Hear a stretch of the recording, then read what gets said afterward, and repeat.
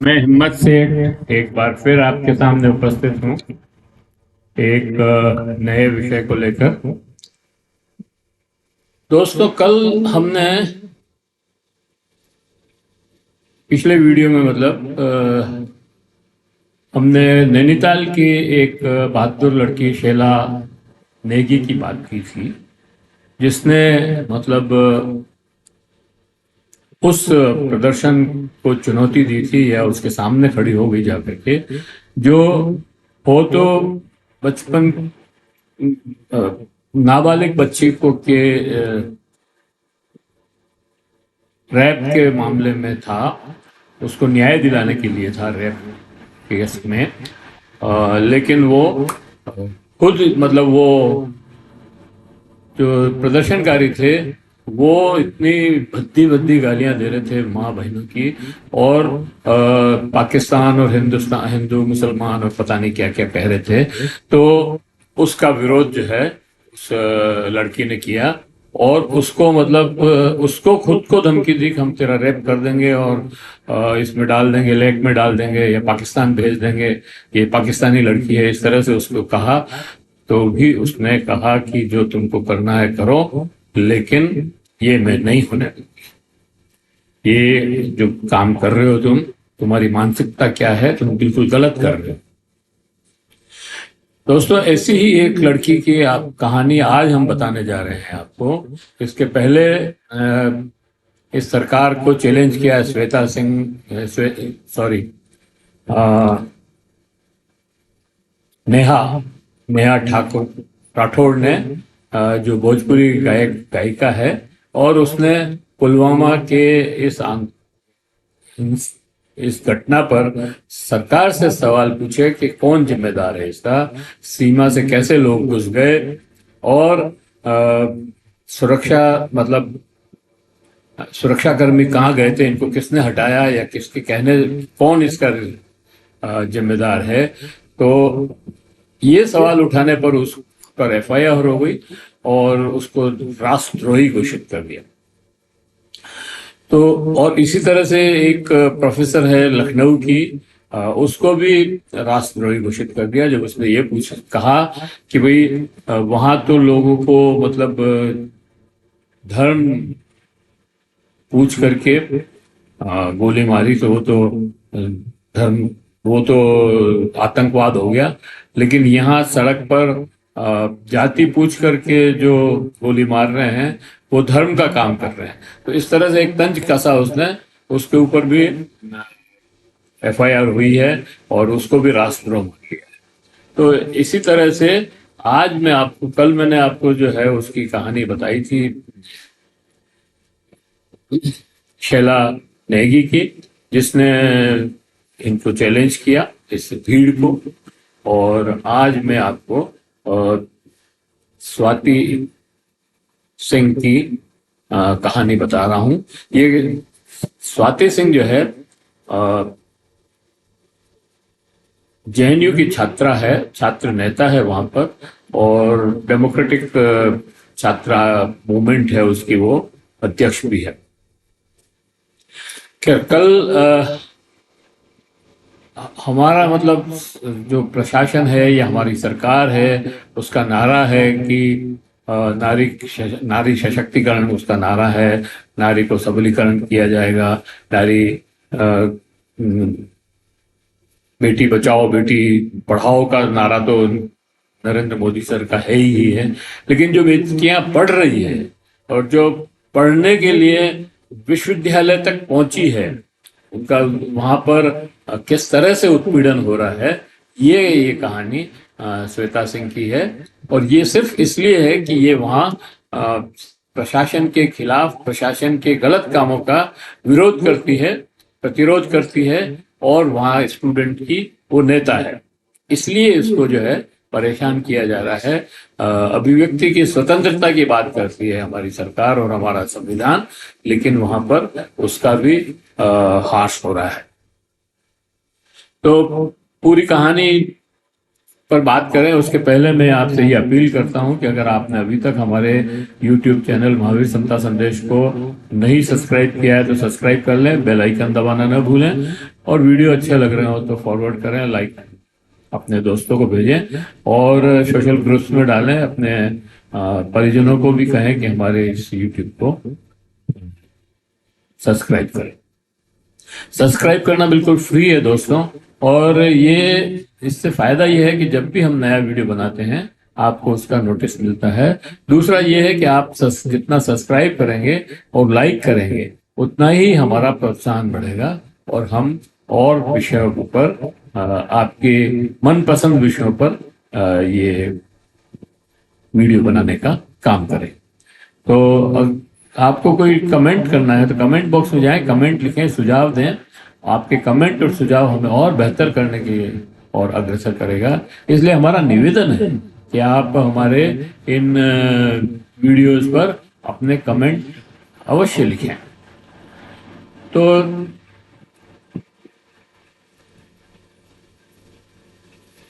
Democratic student federation की छात्रा है, ये अध्यक्ष है ये स्वाति सिंह।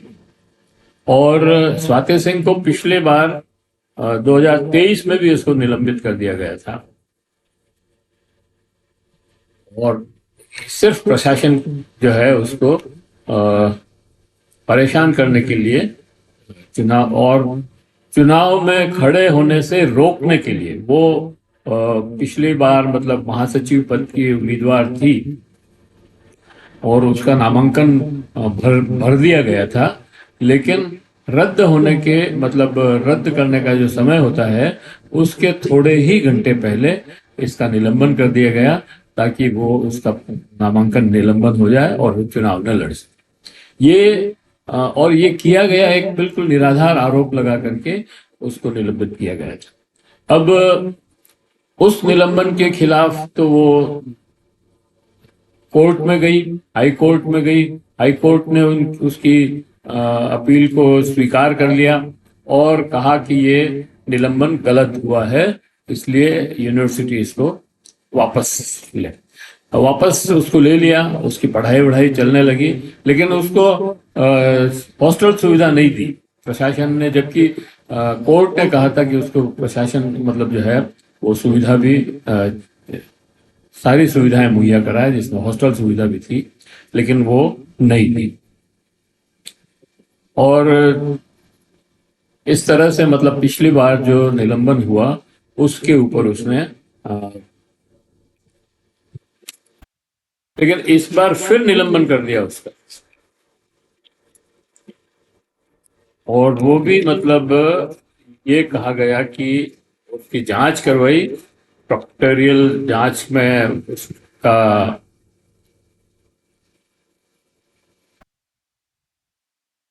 अभी 28 अप्रैल को स्वाति सिंह को प्रोक्टोरियल इंक्वायरी के निष्कर्षों के मद्देनजर फिर से निलंबित कर दिया है। तत्काल प्रभाव से उन्हें विश्वविद्यालय के अंदर आने से रोक दिया है। स्वाति सिंह को सेमेस्टर के लिए 2 सेमेस्टर के लिए निलंबित किया है, जबकि और ये चेतावनी दी है कि कोई भी वो परिसर किसी भी तरह किसी परिसर में न आए और किसी छात्रावास में कोई उसे पनाह न दे, शरण न दे, रहने न दे। अगर कोई ऐसा करेगा, आश्रय देगा, तो उसके ऊपर भी कार्रवाई की जाएगी। तो ये तो जेएनयू प्रशासन की बात है, और ये सब तब हो रहा है जब एक महिला जो है अपना पीएचडी का काम पूरा कर रही है और 2-1 महीने बाद उसकी पीएचडी सबमिट भी हो जाती, लेकिन फिर उसे 1 साल के लिए कम से कम भी 2 सेमेस्टर के लिए रोक दिया।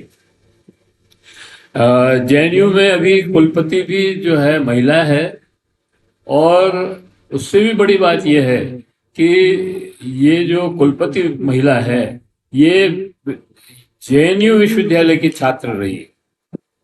तो जेएनयू की जो पारंपरिक सांस्कृतिक विरासत है उससे वो पूरी तरह परिचित है। वहाँ पर किस तरह से लोग काम करते हैं, किस तरह से वहाँ सवाल जवाब होते हैं, किस तरह से वहाँ पर पढ़ाई होती है, इन सब की वो पूरी तरह से जानकार है। उसके बाद भी वो स्वाति सिंह का निलंबन कर रही है और उसे परेशान कर रही है। तो ये एक बहुत ही अचंभित करने वाली बात है। उसको तो मतलब वो महिला है तो एक महिला को प्रोत्साहित करना चाहिए था कि वो डिग्री जल्दी से जल्दी अपनी पीएचडी करे और कहीं नौकरी करे या जो भी करना है उसको। जबकि स्वाति सिंह बताती है कि मेरी पीएचडी 1-2 महीने में ही पूरी होने वाली है और मैं उसको सबमिट करने वाली। अब 2 सेमेस्टर के लिए मुझे निलंबित कर दिया है तो 1 साल पूरा मेरा बर्बाद हो गया है। स्वाति सिंह ने कहा कि विश्वविद्यालय उनके अवैध कामों के लिए चुनौती देती है, प्रोटेस्ट करती है और प्रोटेस्ट में शामिल होती है, इसलिए उसका निलंबन हुआ है। असली वजह तो ये है। स्वाति को इससे पहले परिसर में एक विरोध प्रदर्शन में कथित रूप से संलिप्त के लिए नवंबर 2023 में निलंबित किया गया था। चुनाव में 2 चुनौती दी जो आदेश रद्द किया गया। स्वाति सिंह बताती है, पत्रकारों से बात करते हुए कहती है कि अदालत के आदेश के बाद मेरी पढ़ाई फिर शुरू हो गई थी, लेकिन मेरा अनुरोध के बाद भी हॉस्टल में प्रवेश नहीं दिया। मैं अभी भी विश्वविद्यालय के परिसर के बाहर रह रही हूँ और अधिक किराया दे रही हूँ। अब मुझे इस बात की चिंता है कि फिर निलंबित कर दिया है मुझे, तो मैं कैसे अपनी पढ़ाई पूरी करूंगी और कैसे मैं ये किराया चुकाऊं। तो ये एक उसका जो दर्द है वो बता रही। अभी जो निलंबन किया गया है उससे शोध में देरी होगी। उन्होंने कहा यह केवल मेरा मामला नहीं है, प्रशासन हर उस आवाज को बंद करना चाहता है जो जिस सवाल उठाता है। जेएनयू स्टूडेंट यूनियन ने इस कदम को कानूनी एवं लोकतांत्रिक सिद्धांतों के उल्लंघन को करार दिया है। छात्र यूनियन के ने एक प्रेस विज्ञप्ति जारी की और कहा कि यह निलंबन आदेश न केवल मनमाना और असंगत है, बल्कि ये दोहरे खतरे का एक सूचक है। एक कार्यकर्ता के खिलाफ उत्पीड़न का परेशान करने वाले स्वरूप को दर्शाता है। छात्र संघ ने इस कदम को सिंह के 2025 के जेएनयू से चुनाव में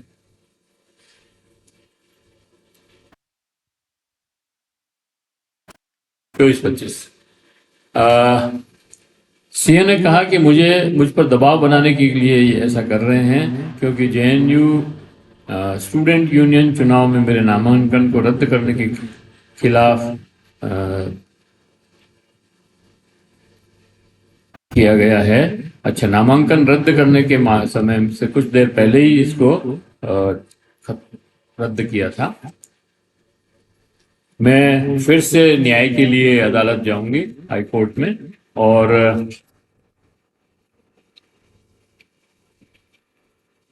ऐसी चुनौती दूंगी। इसी तरह से स्वाति ने कहा कि विश्वविद्यालय कुलपति को हमने एक ज्ञापन दिया है जिसमें निलंबन रद्द करने, प्रभावित छात्रों को बुनियादी सुविधाएं बहाल करने और चीफ प्रोक्टर द्वारा जो संशोधन किए गए हैं प्रोटोकॉल कानून में, उन्हें वापस लेने की मांग की है। इसमें कहा गया है कि इन बदलावों का इस्तेमाल असहमति को अपराध बनाने और छात्रों को हतोत्साहित करने के लिए किया जा रहा है। तो ये सारा मामला है। कल मैंने पत्रकार उर्मिलेश का एक वीडियो देखा था और उस वीडियो में उर्मिलेश जी को आप सब जानते ही होंगे, और उर्मिलेश बहुत बड़े पत्रकार हैं, पुराने मतलब बहुत अनुभवी पत्रकार हैं। पहले राज्यसभा टीवी देखा करते थे और अभी न्यूज फ्लैक्स में या न्यूज़ क्लिक में शायद काम कर रहे हैं, के लिए वीडियो बनाते हैं। उन्होंने कल स्वाति सिंह का एक इंटरव्यू किया और उसको मैंने देखने से मुझे लगा कि ये तो भारी ज्यादती हो रही है छात्रों के साथ।